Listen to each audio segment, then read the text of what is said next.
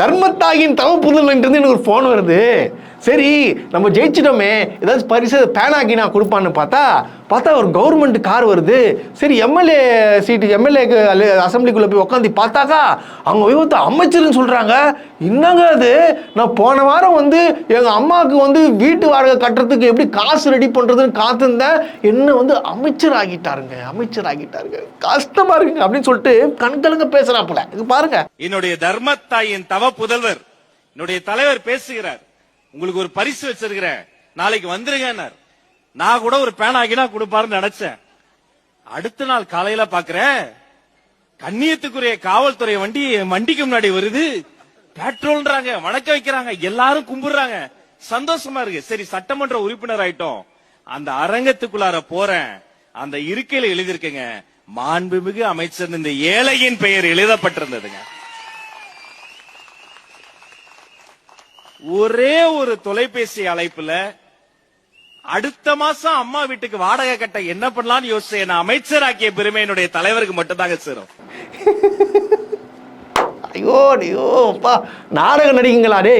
தயவு செய்து சொல்றேன், நீங்க எம்எல்ஏ ஆயிட்டீங்க, அமைச்சர் ஆயிட்டீங்கன்னா விட்டுருங்கண்ணா, தயவு செய்து இந்த மாதிரி நடிச்சு கொள்ளாதீங்கண்ணா, தயவு செய்து. இது நடிக்கிறதுனால என்ன பயன் உங்களுக்கு? எதுக்கு போய் பேசிட்டுறீங்க? அப்படி வீட்டில் தெளிவாக போட்டுக்குது 3 கோடி ரூபாய் நான் சொத்து இருக்குன்னு. இப்போ ரீல்ஸ் வேற போடுறா. அப்போ ரீல்ஸ் இங்கே பாருங்க, ரீல்ஸ் பாருங்க, புது வீடு வாங்கிட்டு அப்பார்ட்மெண்ட், அதாவது பாருங்க ஃபால் சீலிங்லாம் பிரமாதம் பண்ணிடுறாங்க பாருங்க. அது பாருங்க, வாங்க வலது கால் எடுத்து அப்படியே உள்ள வாங்க. பகத்சிங் இல்லத்திற்கு உங்களை வரவேற்கிறோம், அன்போடு வரவேற்கிறோம். நம்ம வீட்டுக்கு யார் வந்தாலும் முதல்ல மேலதான் பார்ப்பாங்க, கொஞ்சம் மேல பாருங்க. ரொம்ப ஆசைப்பட்டு உண்மையிலேயே ஒரு நல்ல குவாலிட்டியான ஒரு ஃபால் சீலிங் நாங்க வந்து முதல்ல பண்ணணும்னு ஆசைப்பட்டோம். இந்த அபார்ட்மெண்ட்லயே பெஸ்ட் ஃபால் சீலிங் இதுதான் நம்ம வந்து கண்டிப்பா சொல்லலாம். ரொம்ப நல்லா இருந்துச்சு. அது மட்டும் இல்ல, மத்த நேரம் அதாவது இங்க வீட்டு வாசல தாண்டி போறவங்க எல்லாரும் கொஞ்சம் உள்ள வந்து பாத்துக்கலாமா அப்படின்னு கேட்டு பார்த்துட்டு போவாங்க. அது எங்களுக்கு இன்னும் ரொம்ப ஹாப்பியா இருந்துச்சு, அழகா இருக்கு அப்படின்ட்டு. இது வந்து ஏழை மகன் பாருங்க எந்த அளவுக்கு ரெடி பண்ணி, ஒரு வீடு ரெடி பண்ணி கிட்டத்தட்ட 3 கோடி ரூபாய் சொத்து வச்சிருக்காப்புல. இவருக்கு காசு இல்லை, ரொம்ப கஷ்டப்படுறாருங்க.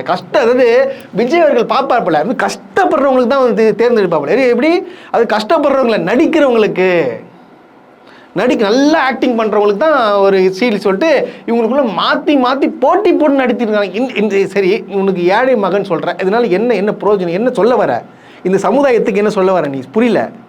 அப்படி வீட்டில் பக்காவே புஷ்டி எழுதி கொடுத்துறீங்க, ஒரு சொத்துக்குது அதுக்குன்னு சொல்லிட்டு